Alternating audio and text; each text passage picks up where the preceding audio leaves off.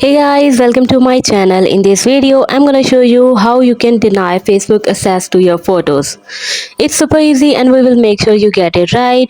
You just make sure you are logged in and using the latest version, and make sure to watch the complete video carefully to avoid forgetting anything and making mistakes. To deny the Facebook access to the photo, all you have to do is go to the settings of your mobile, scroll down, and here you can see passwords and security, and here you can see privacy protection.